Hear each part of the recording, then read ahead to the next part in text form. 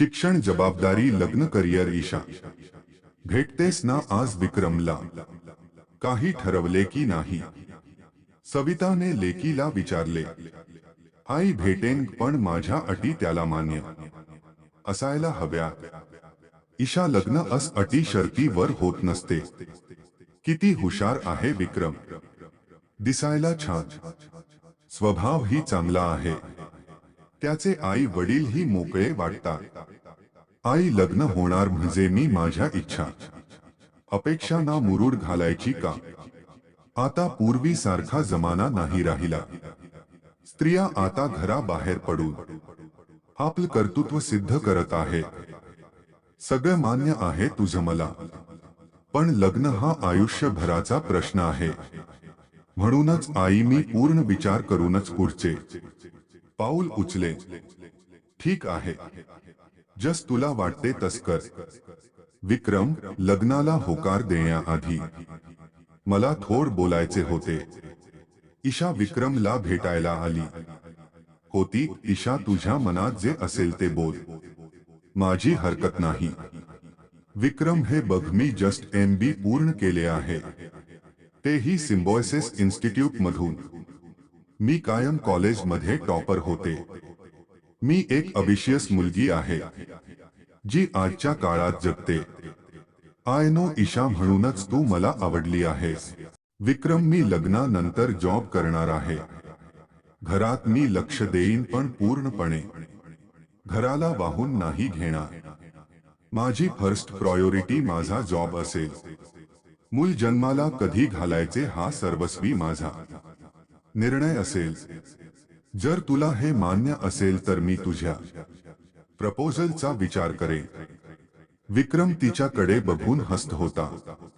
ईशा, आताच हे सगळं सांगायला हवे का? तू जॉब कर, माझी काही हरकत नसेल, पण पुढचे प्लान्स आता का ठरवायचे? कारण एकदा लग्न झाले की मुलीला काही बोलता येत नाही. तिला जबाबदारीच्या ओझ्याखाली गप्प राहायला सांगितले जाते. घरचे रीती रिवाज तिलाच पाळायची सक्ती केली जाते. ईशा, मला तुझे बोलणे पटते आणि ते बरोबर ही आहे, पण लग्नानंतर आपल्यात एक नात निर्माण होईल. त्यात प्रेम, आपुलकी आणि जबाबदारीही असेल. काही तडजोडी मी करेन, काही तुला कराव्या लागतील, पण त्या एकमेकासाठी केलेल्या असतील. त्यातही आपलेपणाची भावना असेल. आधी आपल्यात सुंदर नात तर निर्माण होऊ दे, बाकी गोष्टी आहेतच ना. ईशाला विक्रमचे बोलणे, त्यातले मार्दव आवडले. तिच्या नजरेत त्याला प्रेम दिसले. विक्रम, तू सोबत असशील तर मी या लग्नाला तयार आहे, ईशा हसत म्हणाली. विक्रमने तिचा हात हातात घेतला. मला तुझ्याकडून याच उत्तराची अपेक्षा होती. दोघे मग आनंदाने घरी परतले. थोड्याच दिवसात विक्रम आणि ईशाचे लग्न झाले. आठवडाभर दोघे हनीमूनला जाऊन आले. ईशाने जॉबसाठी बऱ्याच ठिकाणी अप्लाय केला होता. विक्रमची आई वनिता घरात सगळे काम करत असायच्या. विक्रमची बहीण लग्न करून सासरी गेली होती. ईशाला स्वयंपाक वगैरे इतका जमत नव्हता, तरी ती वनिताला जमेल तशी मदत करत होती. एक दिवस ईशाने सिव्हलेस कुर्ता घातला.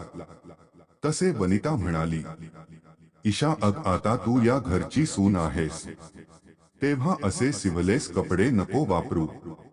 बरे नाही दिसत ते. अहो आई, आजकाल असे ड्रेस कॉमन आहे, त्यात काय एवढे? ईशा, घरात तुझे सासरे आहेत हे विसरू नकोस. मग ईशा नाराजीने रूम मध्ये गेली. विक्रम त्याच आवरत होता. ईशा, काय झाले? अशी चेहरा पाडून का आलीस? विक्रम, या ड्रेस मध्ये काय वाईट आहे सांग? फक्त सिव्हलेस आहे म्हणून तो घालायचा नाही का? इशू एक माझे जरा. तिला बेड वर बसवत तो म्हणाला. आई जरा जुन्या विचारसरणीची आहे, तिला या गोष्टी बघण्याची सवय नाही. आता तुझ्यामुळे होईल, पण थोडे दिवस तिच्या कलाने घे ना प्लीज. विक्रमच्या बोलण्याने ईशाने ड्रेस चेंज केला. विक्रम, अरे आपल्या गावच्या देवीची यात्रा आहे दरवर्षीची. आपल्याला जायला हवे. आई त्याला सांगत होती. हो आई, जाऊयात आपण सगळे. रात्री ईशा त्याला म्हणाली, विक्रम अरे गाव किती लांब आहे, आल कुठे? त्या कर्नाटक राज्यात. जायला यायला किती वेळ लागले? कस शक्य आहे हे? इशुती देवी आमचे कुलदैवत आहे. जायला हवे असे, पण आपले लग्न झाले आहे. आशीर्वाद घेऊन येऊ. विक्रम, सगळे तू आईचे ऐकतोस का? त्यांच्या होला हो. अरे मला अचानक इंटरव्ह्यूसाठी बोलवणे येईल. या ट्रिपमुळे माझी संधी नको मिस व्हायला. इशू, एक नोकरी गेली तर दुसरी मिळेल. तू आहेस इतकी हुशार. आता आईला शब्द दिलाय मी. ईशा चरफडत राहिली. तिने आईला कॉल लावला. ईशा, आताच नवीन लग्न झालंय तुमचं. जरा सासरच्या रीतीने वाग, काही फरक नाही पडत. तुझी मर्जी नको चालवू. सुरुवातीला सगळ्याच जणी या परिस्थितीमधून जातात. नंतर मग सगळं मनासारखे होते. जरा धीर धर. ईशा नाराज झाली. अरे लग्न झाले म्हणून काय माझे आयुष्य बदलून जाणार का? मला माझ्या मनासारखं जगायला वाट पाहावी लागणार. ईशा विचारात हरवून गेली. 2 दिवसांनी गावाला जायची तयारी केली. विक्रमच्या कारमधून ते गावी गेले. ते एकतर खेडे गाव, त्यात यात्रा असल्याने खूप गर्दी होती.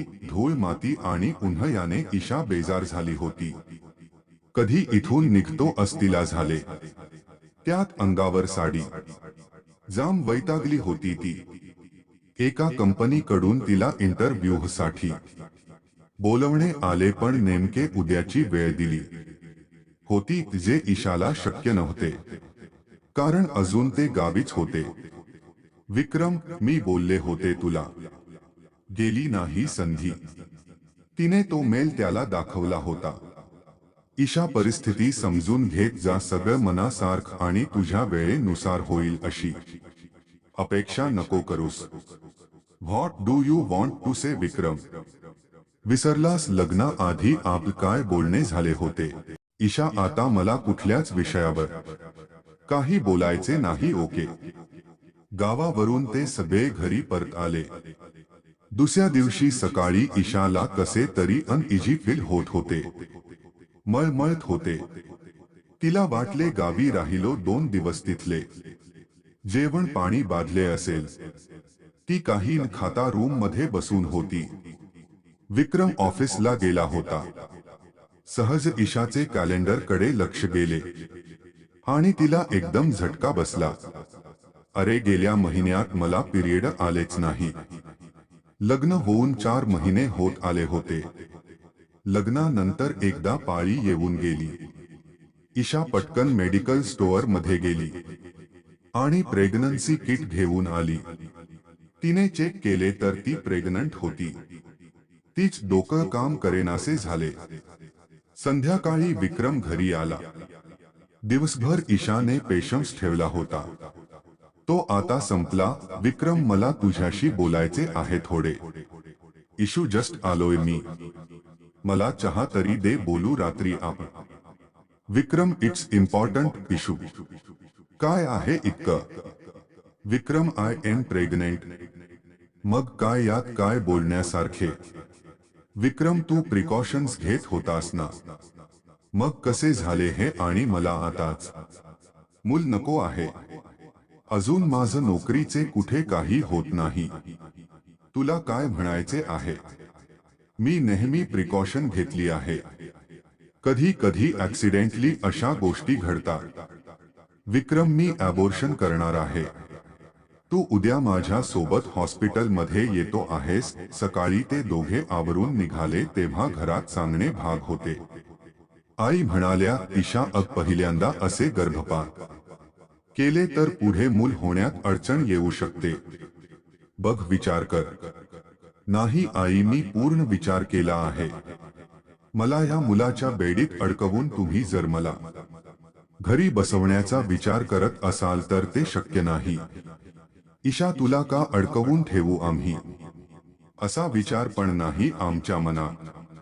आई म्हणाल्या, मला नको आहे आता हे मूल. चल विक्रम, ईशा जरा बोलण्यावर संयम ठेव. कोणाशी काय बोलतो याचा विचार करत जा. And give respect to my parents. मीही तेच म्हणते विक्रम. लग्न होऊन 4 महिने झाले आणि लगेच मी प्रेग्नेंट राहू? माझं करिअर माझ्यासाठी महत्वाचे आहे. ईशाने अबॉर्शन केले. थोड्या दिवसात तिला एका कंपनीकडून जॉबची ऑफर आली. आता ईशा ही ऑफिसला जाऊ लागली. कमी पगार होता सुरुवातीला, पण घरी बसण्यापेक्षा बेटर म्हणून तिने ही नोकरी स्वीकारली. असेच वर्ष होत आले. एकदा ईशाच्या ऑफिसमध्ये पार्टी होती, त्यामुळे ती उशिरा घरी आली. त्यावरून आई तिला बोलल्या, अस घरच्या सुनेने इतका वेळ बाहेर राहणे चांगले नाही म्हणाल्या.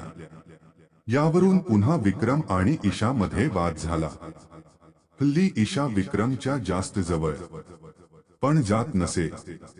मागच्या अनुभवावरून तिला पुन्हा प्रेग्नंट होण्याची भीती होती आणि मुलात तिला अडून पडायचे नव्हते. कंटाळा आला आहे, दमले आहे अशी कारणे ती विक्रमला देत असे. यावरून तो ही चिडचिड करत असे. ईशाचे काम आणि प्रामाणिकपणा बघता तिला ऑफिसमध्ये लगेच इन्क्रीमेंट मिळाले. पुढे तिला प्रमोशनचे चान्सेस ही होते. त्या डेडिकेशन्सने ती काम करत होती. विक्रमच्या ऑफिसमधून त्याला त्यांच्या कंपनीच्या सिंगापूर ब्रांचमध्ये प्रमोशन दिले. तो तिथला मेन हेड झाला होता. घरी पेढे घेऊन आला तो. आई बाबांना ही बातमी सांगितली. ते खुश झाले. काही वर्ष मात्र त्याला सिंगापूरला जावे लागणार होते. ईशा अजून घरी आली नव्हती. ईशा घरी आली तसे विक्रमने तिला ती बातमी सांगितली. विक्रम, पण तू ही ऑफर का घेतलीस? माझा विचार केलास का? ईशू, कसला विचार करायचा? अग डबल पगार, राहायला फ्लॅट, गाडी सगळं कंपनी देणार आहे आणि दरवर्षी फॉरेन ट्रिप दोघांसाठी. यात मी कुठे आहे? विक्रम, अडव्हाट अबाउट माय जॉब अड करिअर. ईशू, अग सिंगापूर मध्ये तुला ही जॉब मिळेल. कधी? तिथे राहून 4-6 महिने शोध केल्यावर जॉब मिळेल ना. मिळेल तोपर्यंत तुझी बायको बनून राहू फक्त. अरे तुला नेमका कसला प्रॉब्लेम आहे? नवऱ्याला प्रमोशन मिळाले याचा तुला आनंद नाही का झाला? आणि सारख तू तुझा जॉब, तुझं करिअर यावरच बोलत असतेस. ईशू, मग चुकीचे बोलते का मी? विक्रम, मी उच्च शिक्षण घरात बसायला नाही घेतले. घरच्या जबाबदारीत मला अडकवून तू माझ्या पायात बेडी अडकवू नाही शकत. समजला समी? तुला कशात अडकवले आहे सांग. मूल नको म्हणालीस ते पाडून टाकले. आता नोकरी करतेस, त्याला ही कोणाची आडकाठी नाही. मग काय प्रॉब्लेम आहे तुझा? विक्रम, तुझा जॉब, तुझं प्रमोशन, तुझे करिअर महत्वाचे आणि माझा जॉब करिअर याला काहीच महत्व नाही का? ते मी नाकारत नाही Ishu, but I don't want to lose this opportunity. खूप कमी वेळात मला ही संधी चालून आली आहे. विक्रम, मला विचार करावा लागेल. माझा आता कुठे जम बसत आहे. मला ही प्रमोशनची संधी आहे. मी तुझ्या सोबत यायचे की नाही? Let me think. विक्रमचा आनंद विरून गेला. ईशा असा काही विचार करेल अस त्याला वाटले नव्हते. त्याच तिच्यावर प्रेमही होते. 2-4 दिवस त्याने विचार केला. मग आई बाबा आणि ईशा समोर म्हणाला, आई बाबा, मी माझे प्रमोशन कॅन्सल करत आहे. का रे विक्रम? अरे आम्ही नीट काळजी घेऊ आमची. तू नको आमच्यासाठी ही संधी सोडूस. आई म्हणाली, नाही आई, तुमच्यासाठी नाही, ईशासाठी. आई, जस माझं करिअर महत्वाचे आहे तसे तिचेही आहे. तिच्या इच्छा अपेक्षा पूर्ण करणे एक नवरा म्हणून माझी ती जबाबदारी आहे. कस असते ना आई, मुलीचे लग्न झाले की तिचे शिक्षण, करिअर याला थोडी खीळ बसते. संसाराच्या जबाबदाऱ्या, मग मूल. या लग्नाच्या बेडीत ती मुलगी अडकून पडते. मनात कितीही इच्छा असली तरी तिचे पाय या लग्न बंधनात, बेडीत अडकून पडतात. मला ईशाला अडकवून नाही ठेवायचे. तिचे शिक्षण, तिची हुशारी मला लग्नाच्या या बेडीत नाही अडकवून ठेवायची. ईशाचे डोळे भरून आले. इतका समज नवरा मिळाला याचा तिला अभिमान वाटला. रात्री त्याच्या कुशीत शिरून रडली ती. विक्रम, मी तुला खूप वेगळा समजले होते. तू मुद्दाम मला घरच्या जबाबदारीत अडकवतो आहेस. अस वाटत होते. I am sorry. इशू, मी इतका बी शिकलेला आहे. मला समजते तुझे शिक्षण ही माझ्या इतकेच महत्वाचे आहे. मला तुला कशातच अडकवून तुझं करिअर खराब नाही करायचे. लव यू विक्रम म्हणत इशू अजूनच त्याला घट्ट बिलगली. आजची कथा कशी वाटली कमेंट्स करून सांगा. आणि चॅनल वरती नवीन असाल तर लाईक करा आणि सबस्क्राईब करा.